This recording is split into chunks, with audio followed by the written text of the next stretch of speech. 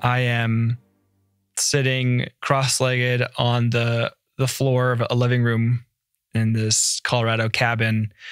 There's a small stream running out the back. The sliding glass door is open, so we can kind of hear sometimes the riffles as that's going on. There's little brook trout swimming in it. And on the floor in front of me is a bundle of a little blue scarf.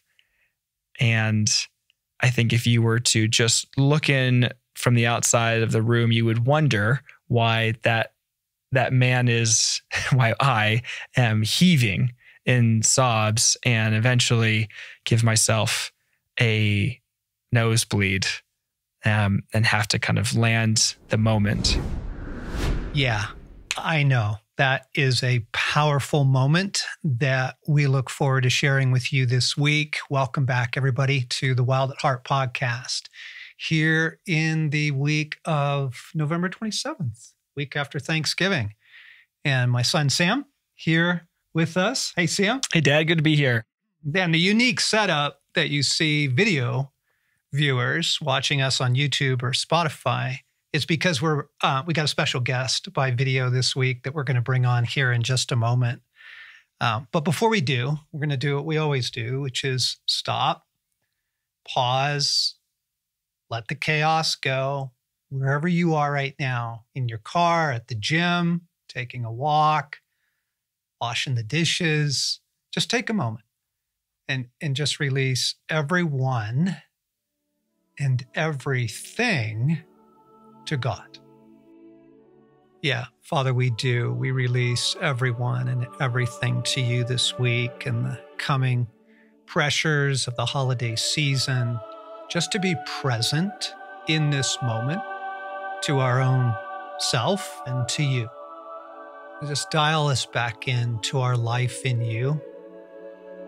And we pray that you would meet us this week here in this podcast. In the name of Jesus, amen. Okay, so Sam left Wild at Heart to become a therapist and is killing it, if I might say so. I mean, doing great work with people and beautiful stories coming in out of that. And our friend, who we're going to introduce here in a moment, actually played a pivotal role in that. We're going to be talking about experiential therapy this week and next.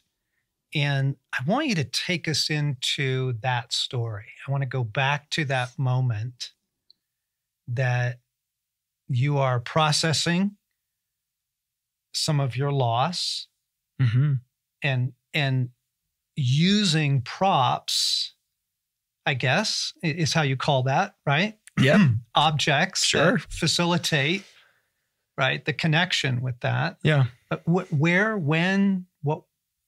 Yeah. So if I could just paint a picture for you, I am sitting cross-legged on the floor of a living room in this Colorado cabin.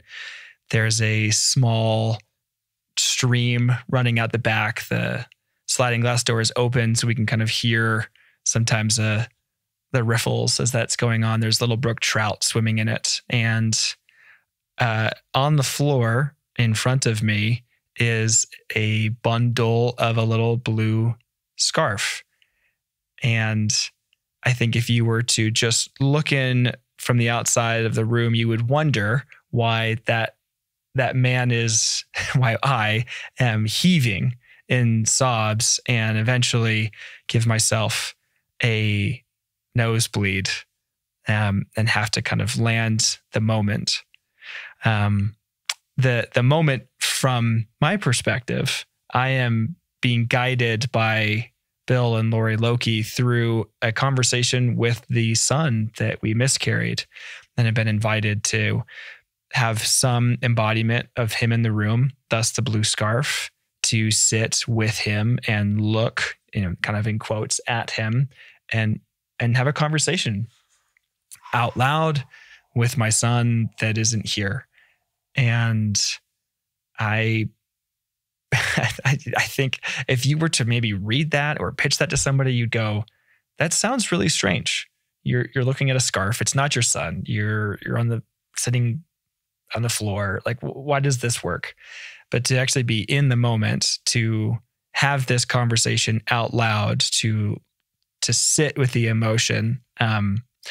Clearly, I don't like burst blood vessels in my nose that often.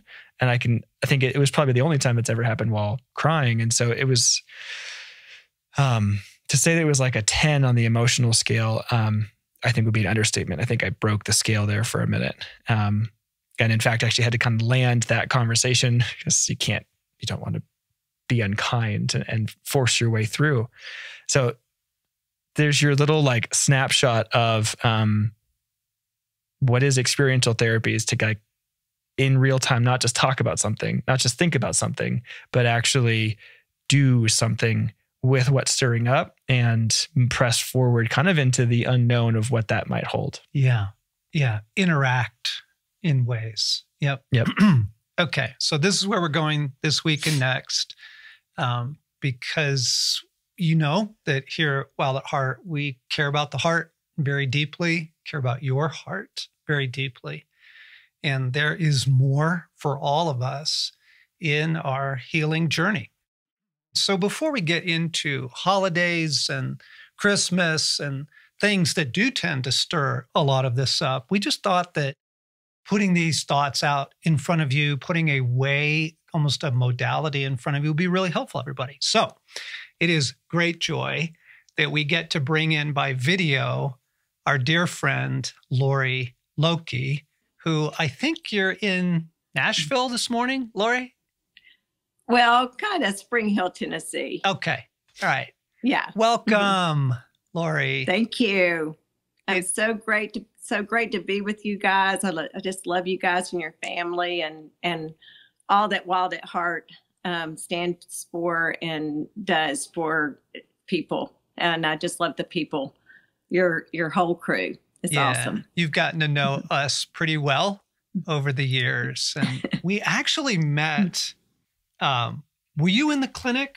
No, I missed that day. I heard that there's some counselors going to come by and do some stuff. And I was like, I gotta grocery shop. Okay.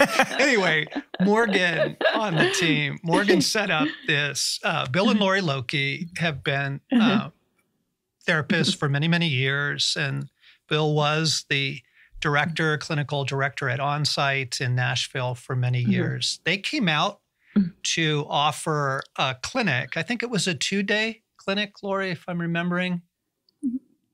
2.5, I think. I believe. Yeah. Okay. Yeah.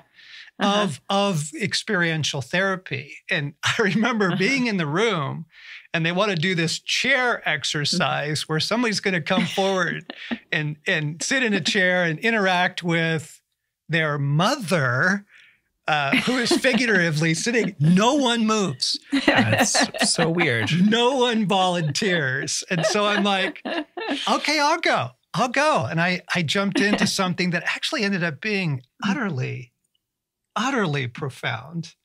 And that was the beginning of our relationship with the Lokeys. And many of us have been through their experiential work. And then Sam, you did as well. Yep. Spent a week with you, Laurie, and Bill. And I'm curious, Laurie, as we're sharing some of these memories, and I gave my definition of experiential therapy, what stirred up for you in hearing them again and kind of where your mind went. I actually don't even know if I know the story of how you got into it in the first place. Yeah. So, what went through my mind is it's so hard to explain what experiential therapy is because it's like, oh, I had a blue scarf and I was crying and had a nosebleed.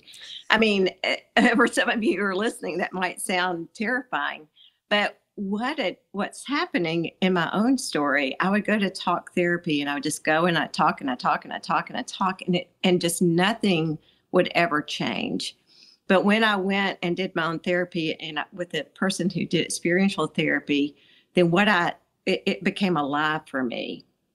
Things woke up somatically in my body in conversations in ways I'd never healed before. And I just was like, whatever that is, that's what I want to train in. That's what I want to do to help other people. Just pretty amazing. Yeah. Yeah. And so Bill and Laurie, partnered in this for many years. And Bill was kind of the pioneer in some ways, or at least a guru. He was really an expert at it.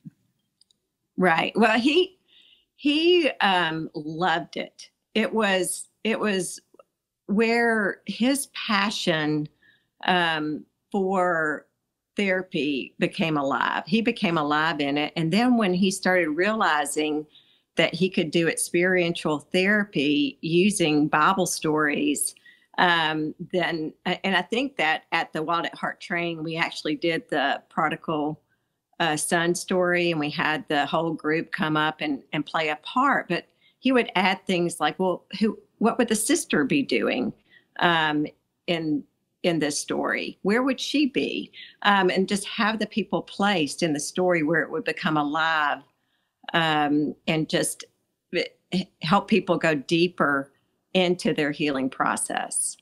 Yeah. Yeah. He is a beautiful man. He is with Jesus. Bill passed into the kingdom earlier this year due to cancer and to God calling him home, which has been a very beautiful and heartbreaking journey. So honored to be able to have walked with you guys in that and through that, Laurie. It's just been such an honor. And Laurie is carrying on. And in fact, what we want to tell you about is a project that Sam and Laurie are putting together here for 2024. But before we go there, I want to come back to these workshops and experiential therapy and tell some stories and kind of unpack this a little bit for our listeners, because I think it'd be helpful to do that. And so I had done some work with and around my mother, but it was getting into that workshop and getting into having dialogue with her that, whoa, things showed up for me. Yeah. I mean, I'm not surprised. I think the audience listening and the Wild at Heart audience in general is like really used to a lot of this language. I mean, your background is as a therapist, and it's cooked in through Desire and Sacred Romance and Wild at Heart from like day one. This language is in there. I think of the language you and Brent had of the arrows and the messages that came. Yes. And I've had to recognize through this process, like, oh, I really am motivated by like first finding the right language, the right tool, the right orientation, the right insight. A phrase that came to mind for me is like, I can't address something if I can't see it.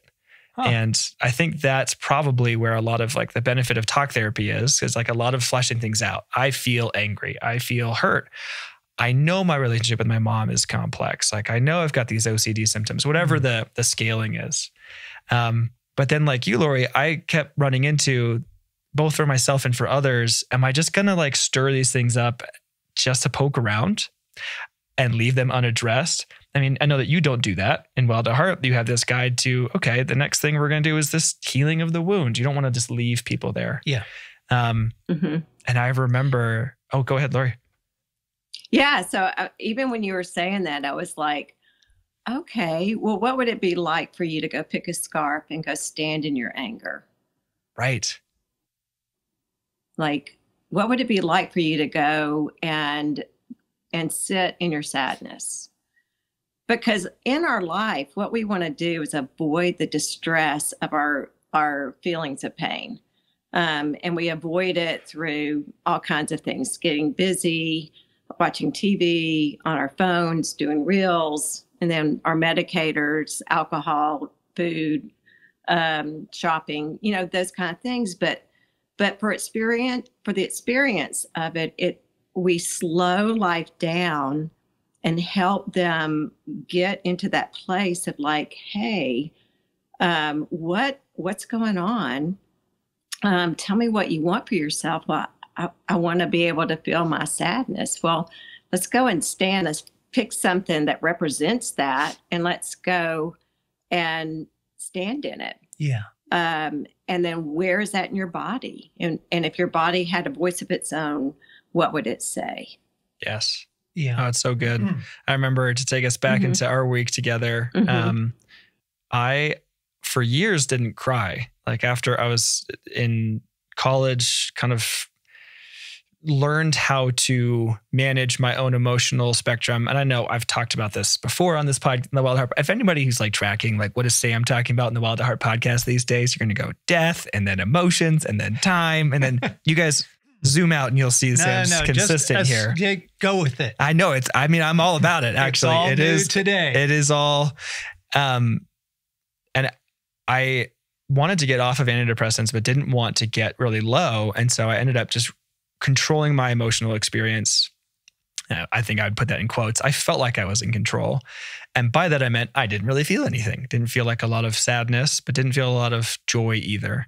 And I remember sitting with you, Laurie and Bill, and having this metaphor, this experience of like, all of that's behind a dam. And if I experience it, I'm going to die. And I've used I've encountered a lot myself and others, that feeling of like, if I were to go stand in my sadness, I'm going to just fall down a pit that goes all the way down, and I'm never coming out of it. And it was you guys that first gave me the language for the emotions actually could be like a stream, and you can feel them, and you're meant to feel them. And then they actually flow downstream, and you don't stay in the emotion. And it got to practice that. You guys actually pulled a lot of the pictures off the wall of a hallway and handed me a stack of pillows. And you were like, you need to yell and throw pillows. And I think I looked at you and I was like, I don't want to. And not because I don't think it's going to work, but because I was like, I just don't want to feel stupid. And I don't know that I really even want to get access there. And all of this was like really revealing, right? Because like for most people, we have we stop at the first thing, which is I feel angry. I don't know why, nothing next. But you guys were like, okay, can you feel the anger? Like, no, why not? Let's get a hallway. What surfaces? And for me, it was like I had to yell a phrase while throwing the pillows and get into the anger increasingly in order to finally then experience again this like snap, tears. I think I was in that moment processing something from high school and some bullying I experienced, and just like also the pent up of emotion. And to have that like next step. There's a quote from a book I've been reading, Brandon Sanderson's Stormlight Archive, for anybody who wants to geek out on Sam's fantasy. He has a line that I really love, and it's, what is the most important step a man can take? The next one. And it felt like you guys just kept offering the next one. Here's the next one. Yeah. And you don't need to get stuck. Yeah. Yeah. And as you're saying, I want to make sure that people know we were inviting you. Yes. Not forcing, because then that would be the same thing that would have happened with the bullying. Like if we were to force you to do something, but it's always experiential therapy is an invitation. Like, come and experience this to your capacity. And some people don't have full capacity, but to experience just a little bit, and that's okay. You were able to go the full Monty, like go all the way in, and you wanted to go all the way in. I think that's something we set up on the front end, is that you were like, whatever this is, I want to get well. I want to get past it. And you, we believe that the healing is inside of you, that you know the way. We just have to help and guide you into that. So you were able to get into your emotions and feel the anger from the bullying, and feel the sadness and the grief and loss from the miscarriage. Sam, you did just such a beautiful job, which is why we encouraged you, or said, have you ever thought about going back to school? Yeah, in my mind, it wasn't quite that. It probably was that phrase that kindly. I think I took it a little bit like, what the hell have you been doing? What? Well, no, I mean, this is a beautiful part of the story is that through Sam's relationship with Bill and Laurie, he got like internal permission to chase that dream. Yeah, I think I went home that night and applied, actually. Like it was that fast. It was like, right. I don't know why. I mean, I do know. Now I know why. Yeah. But I'm going to go to grad school. I'm going to become a therapist. I want to do this. Right. Yeah. Right. And since then I've been able, like, experiencing it. There's a lot of categories that I want to even add to the scenario of being witnessed. So there was elements, even in my solo work, we're encouraged to bring somebody else in and hear, witness your story that's from your world. So I felt tethered to my world. It wasn't just like, okay, you're gonna go do this work, but it only exists here. You actually given the skills and the tools to go take it back. And doing the group work stuff gets me really, really excited. Partly probably because of the theatrical and the unknown nature of it. I actually like how much is mystery. Like, you guys didn't know where my week was going to go. You had a couple pieces, lots of tools, but not like, then we're going to take down the pictures in the hallway. Like, that just happened organically. And with the group stuff, my gosh, to like get to have a conversation, but there's a person, not necessarily a scarf. They might take on a role, the psychodrama. For me, that like takes it and cranks it up to like times 10 in the potential for breakthrough. Absolutely, because a lot of the work happens watching somebody else's story. When you go into the group work and you're watching somebody else's story, you're going, oh, you too? Oh, me too? And you're beginning to relate. It's that place of we're able to go with one another in our hardest places and into our best places.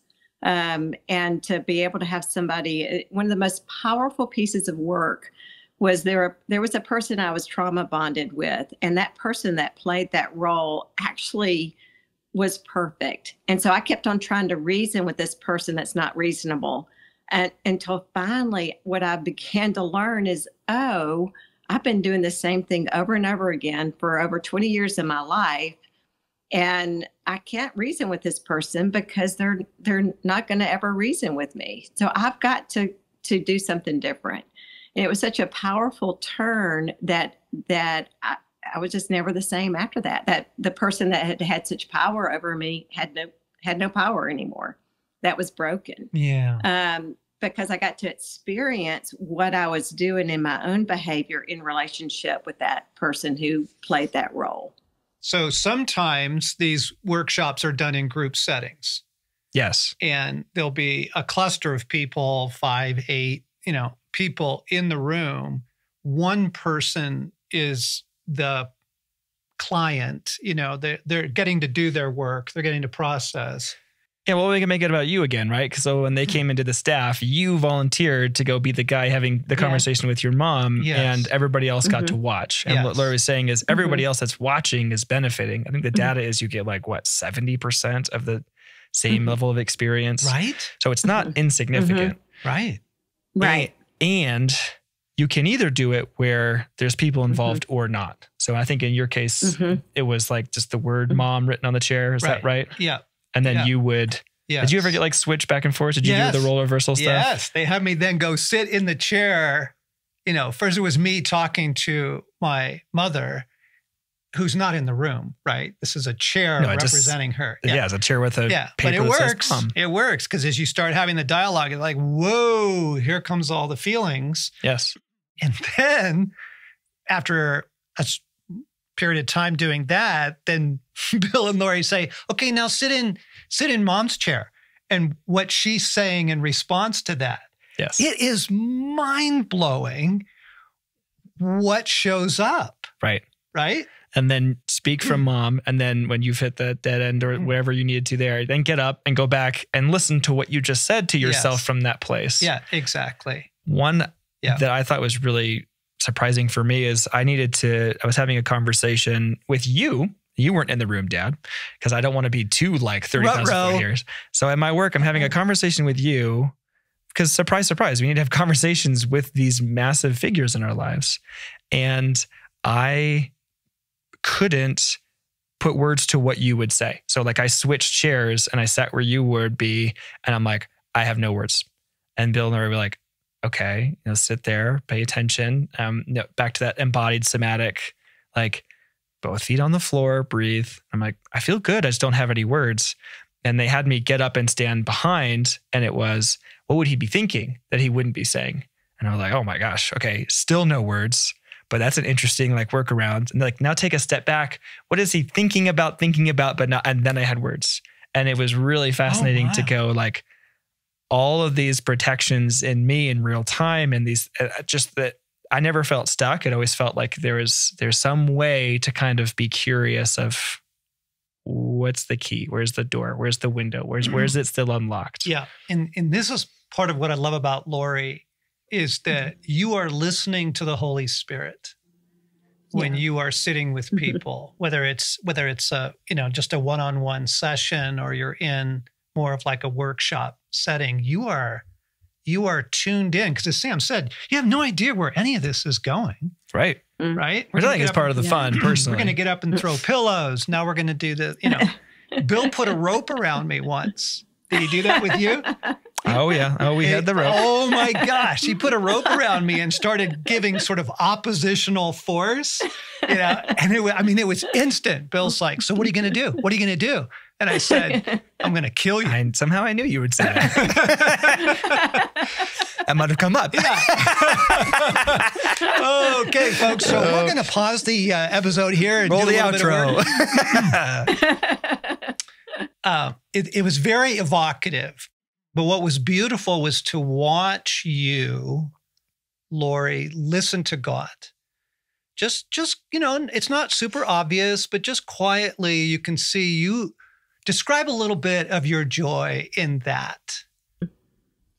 Yeah. So when I'm watching, and even what you were describing, Sam, getting up and standing behind the chair and then standing back again, because we have so many survival strategies that we've learned to protect our hearts that most of us don't even realize that they're there because we've normalized them. So like, oh, that's who I am, right? I think in Wild at Heart, y'all call them the false selves, yeah, and right? The poser. Yeah. Yep. And the poser. But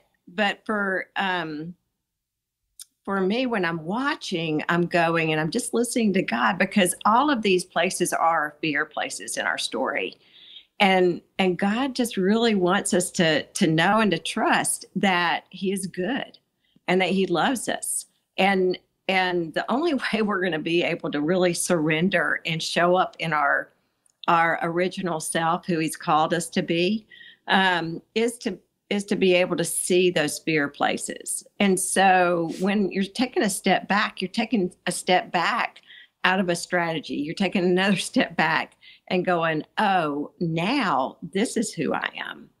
And now I'm going to speak my truth. It's that place of congruency. Wow. It's that place that you're going to speak, oh, this is who I am. Yeah. And that was the beautiful thing, Sam, for Bill and I. We were like, oh, we see who you've meant to be. But is that, do you see who God's created you to be? We see your gifts. We see your talents. Yeah. Do you know them? And that's part of why I love doing this work, is it's just like, let's bring them to freedom. Let's, all these things that we do to protect our hearts in relationship with other people keep us from the freedom of being able to love well, to love fully, to live fully.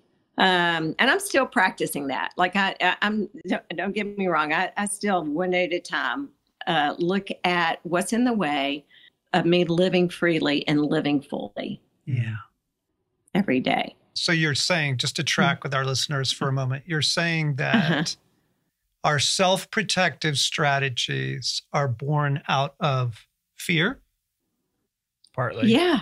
Fear and partly, and then the physical part of our body, we have that limbic system, which is the fight, flight, freeze, which thank goodness, because if there's a bear chasing us in the woods, we want to run, right? But in this world, there's about environmental failures everywhere from the time we are born till now, that we're constantly going, okay, how do I stay grounded in myself and the human being and not the human doing of who God created me to be, knowing that I am perfectly safe in his arms and live my life in that way.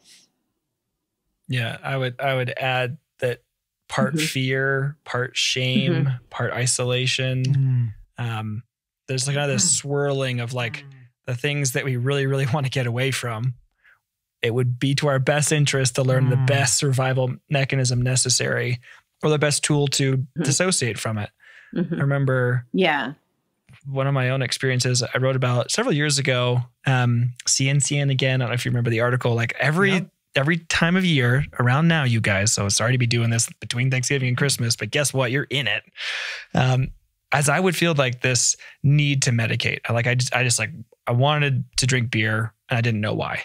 And I was like, that's kind of odd. Like, I mean, I found myself just being curious one day and worked backwards into my own need to numb from a pain, and sat outside, got a little picnic table out under the trees.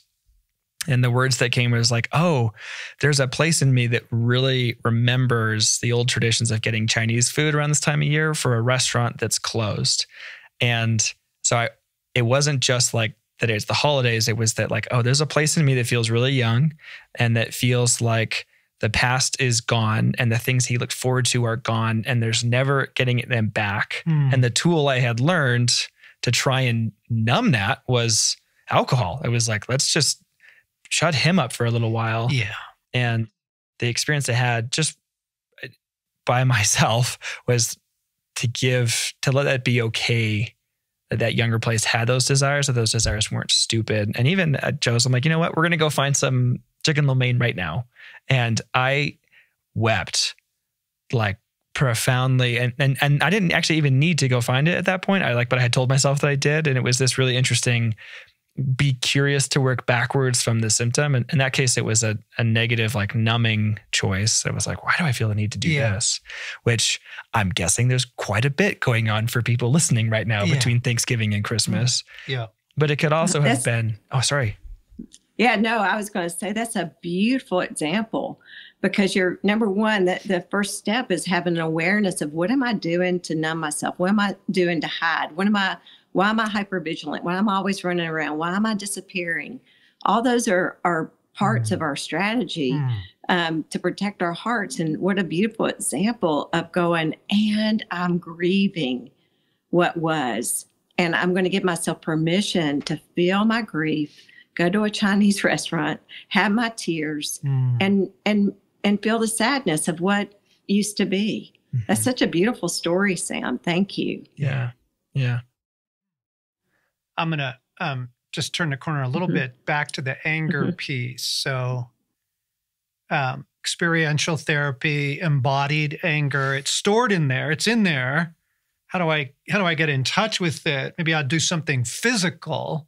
So I'm bringing in the trash cans this morning, and I noticed that the top of our recycling bin is just destroyed. And the reason is that I have learned that it is super helpful. It's a real just practical thing for our listeners. Pick something safe like a tennis shoe or a spatula. I use a baseball bat on a trash can.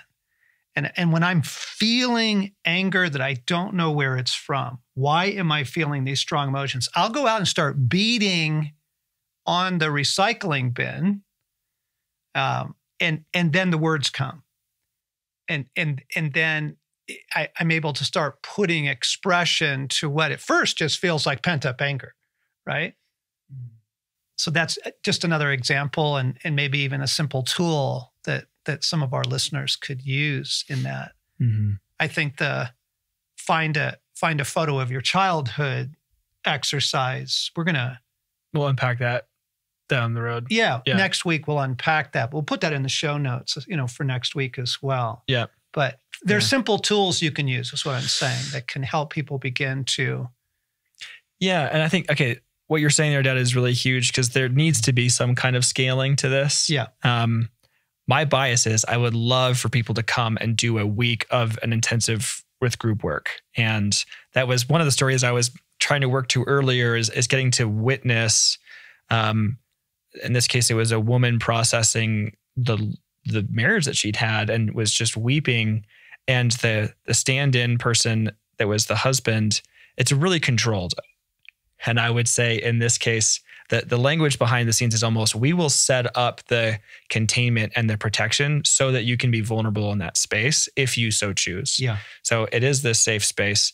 The other person doesn't have the ability to like have words. They just get to be in it with them. Yeah. And watching the mirror neurons on the guy are firing. And so he's attuned, he's connecting. He's just staying there weeping with her. Oh. And I'm like, you're never going to get that from, well, probably. You're probably not going to get that from the person that you are thinking about right now. Yeah. But you can actually have that connection, that kind of a moment in that kind of a style. Yeah. So that's where I get like, I could have run all over the world after that point being like, you need this. Yeah.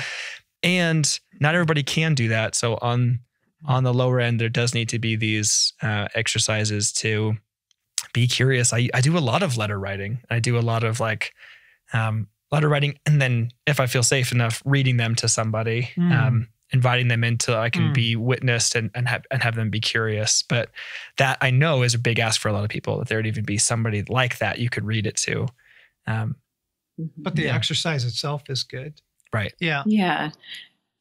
And I'm curious too, Sam, because, Bill and I've done both individual intensives and group work, and we do love group work. And I know that you have Noble coming up. Part of the reason that Sam and Laurie are on this week with us, and then part 2 next week with Sam, is that through the journey, through grad school, through all that we've experienced with the Lokeys,